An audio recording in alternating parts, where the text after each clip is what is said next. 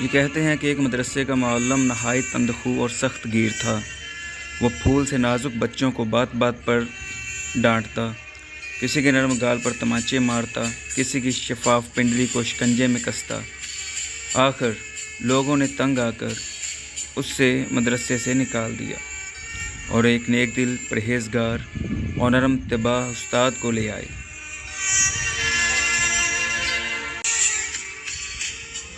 وہ ضرورت کے بغیر کوئی بات منہ سے نہ نکالتا اور کسی کو دکھ نہیں دیتا تھا۔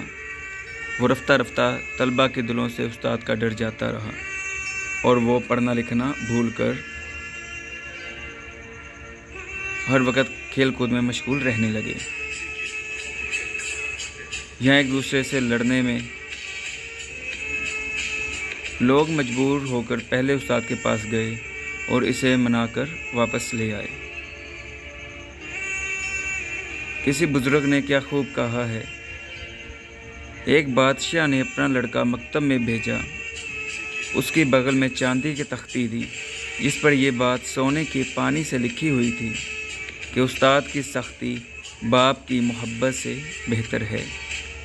دوستو سبسکرائب کرنا مت بھولیے گا۔ شکریہ۔